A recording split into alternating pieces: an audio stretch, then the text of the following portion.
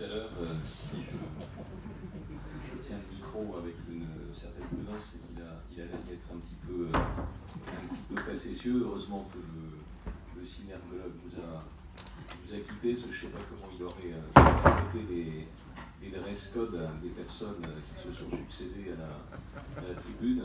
J'aurais remarqué qu'en bon préfet républicain, j'ai opté pour un dress code qui soit en position centrale par rapport aux tenues des uns et des autres, appliquant en cela par ailleurs les consignes gouvernementales que vous relayez toutes et tous dans ce contexte de canicule. Madame et messieurs les parlementaires, monsieur le sénateur représentant la présidente du conseil régional, monsieur le président du conseil départemental, madame la présidente de l'association des maires, mesdames et messieurs les maires, monsieur le secrétaire général de l'association des maires de France, mesdames et messieurs les élus, mesdames et messieurs les sous-préfets, chefs de service. Je veux une nouvelle fois vous remercier, madame la présidente, pour l'invitation que vous nous faites à participer, à assister à cette assemblée générale annuelle de votre association. C'est très gênant d'avoir entendu cette conférence. Dès que je fais un geste, je me demande comment ça va être. Je ne sais pas dans quel état vous êtes, mais moi je suis vraiment traumatisé de ce point de vue-là. Merci de votre soutien. Voilà. Pour moi, comme pour l'ensemble des services de l'État placés sous ma responsabilité et que j'ai de représenter, c'est un moment important. C'est un moment important parce que dans une république qui est décentralisée, il nous revient conjointement la charge de l'intérêt général au service des territoires, au service de nos concitoyens. Mais je sais qu'à la tête de vos communes et de vos intercommunalités, c'est bien vous, mesdames et messieurs, qui êtes en première ligne de la République.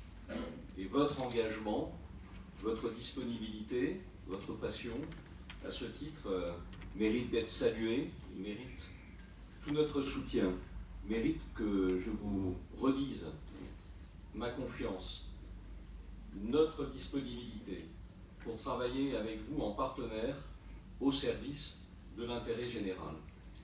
Alors, depuis notre dernière rencontre dans ce cadre, le contexte, effectivement, a beaucoup changé.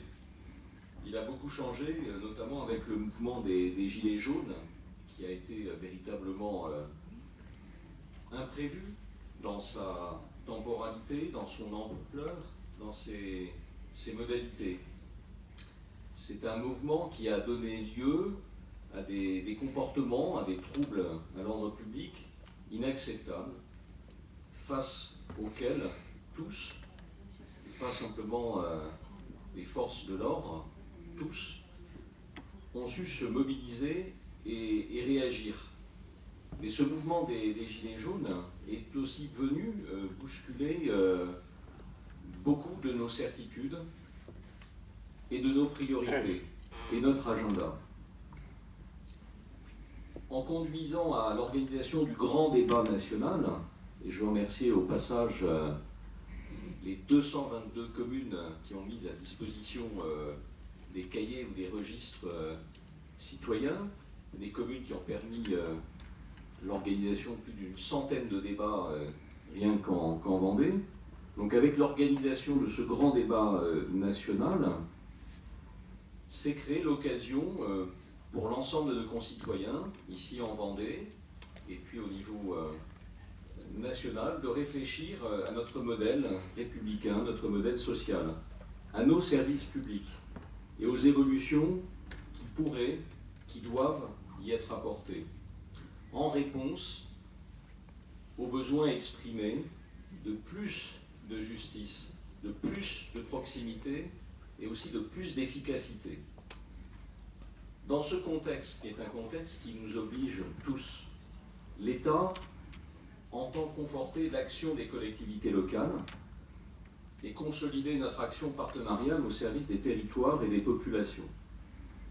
À ce titre, l'État veut d'abord consolider le cadre institutionnel et financier de votre action. Permettez-moi, en complément des interventions de M. Laurent et de M. Retailleau, de revenir sur certains de ces aspects. Ainsi, le projet de loi Proximité et Engagement va avoir pour vocation de redonner une place centrale aux maires et aux élus locaux dans la vie publique. Ce projet de loi sera présenté dans quelques jours en Conseil des ministres et il est actuellement soumis à la concertation, qui n'est pas un vain mot, puisque vous avez, mesdames et messieurs les élus, reçu il y a quelques jours, j'espère que c'est le cas, un courrier du ministre chargé des collectivités territoriales, vous invitant à faire part au préfet du département de votre avis sur les grandes orientations de ce texte. Ce projet de loi, cela a été déjà expliqué de façon assez détaillée, tend à clarifier le cadre d'exercice du mandat de maire, à leur donner plus de liberté pour mener vos projets et à donner plus de poids aux communes au sein des EPCI. Est-ce que je dois déduire du léger brouhaha qui entoure mon propos le fait que je n'avais pas encore reçu le courrier?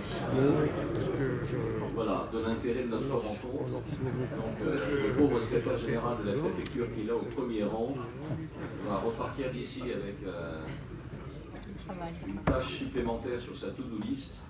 Il faudra diffuser ce courrier dardard. Voilà, une fois quand un préfet reçoit un courrier d'un ministre lui indiquant qu'évidemment les courriers sont partis directement chez les maires, il vaut mieux quand même repasser et vérifier que le courrier est bien arrivé. Donc nous allons, merci cher François-Claude, vous le diffuser avec la complicité bienveillante de l'association des maires. Alors au plan financier, l'État poursuit son effort de soutien aux collectivités locales. En contrepartie des efforts qui ont été effectués dans le cadre de la politique de contractualisation par les plus grandes collectivités, cela concerne en Vendée la ville de La Roche-sur-Yon qui a souscrit à cette contractualisation. Le conseil départemental ne s'est pas inscrit dans cette contractualisation, mais soumis de par la loi à la même discipline. Donc en contrepartie des efforts qui sont effectués par ces grandes collectivités et dont je veux attester ici qu'en Vendée, ils respectent la norme arrêtée au niveau national, l'État poursuit la stabilisation de vos ressources et de ses dotations. Après plusieurs années de baisse, la DGF voit son montant stabilisé pour le moins au niveau national. Et en Vendée, en 2018, ces dotations, la DGF, ont connu une hausse qui a été de 1,1%.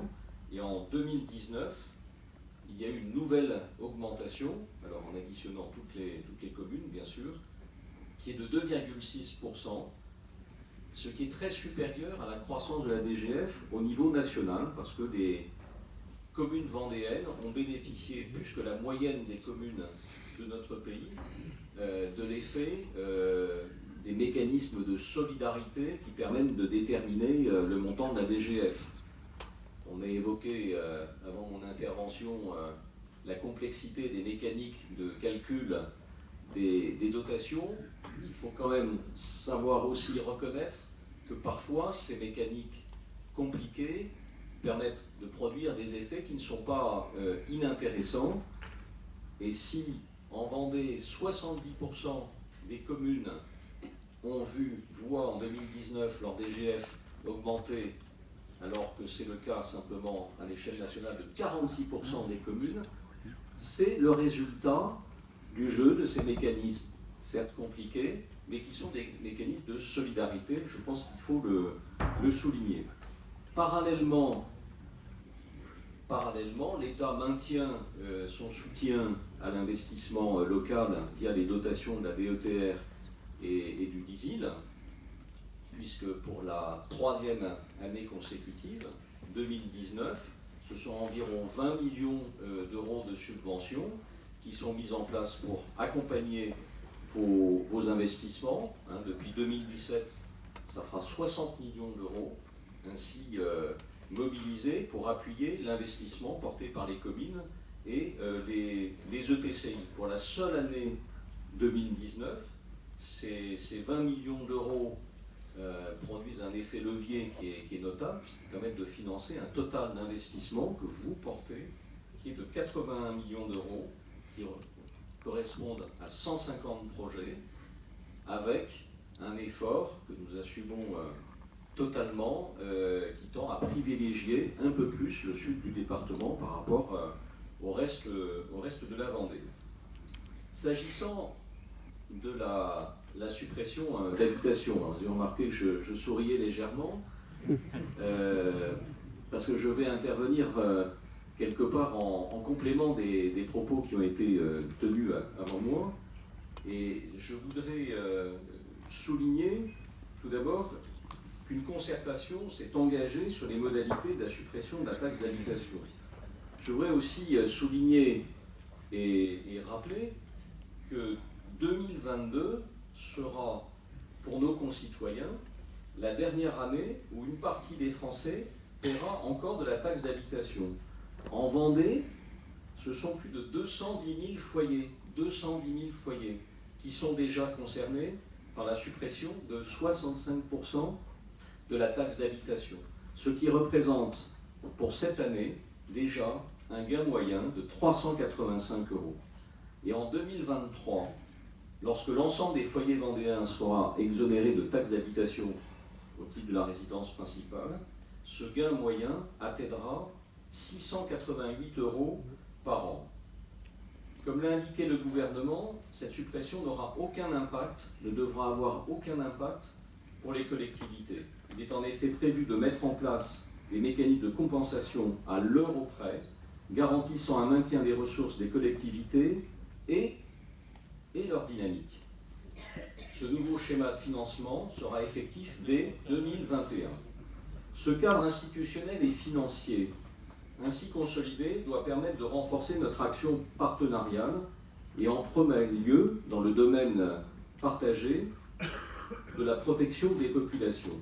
Cela vaut pour la sécurité du quotidien, où les forces de police et de gendarmerie savent pouvoir compter sur l'engagement à vos côtés des polices municipales, sur le développement de la vidéoprotection, ainsi que sur celui de la participation citoyenne, qui concerne 79 communes, et à travers les comités locaux de prévention de la délinquance qui fonctionnent dans 16 communes ou intercommunalités du département. Cela vaut aussi pour la période estivale qui commence, où nous devons conjointement apporter une réponse adaptée à la sécurité de nombreux estivants, sans oublier celle des grands rassemblements de toute nature qui rythment la saison touristique. L'État, à cette occasion, mobilisera au maximum ses propres moyens, ainsi que des renforts extérieurs. Mais l'engagement des communes restera à ce titre essentiel, comme l'a montré la mobilisation, l'organisation très réussie de l'ensemble des collectivités concernées l'année dernière avec le Tour de France, et comme vous le manifestez en ce moment même autour de la mobilisation face à l'épisode de canicule qui frappe notre département comme le reste du pays.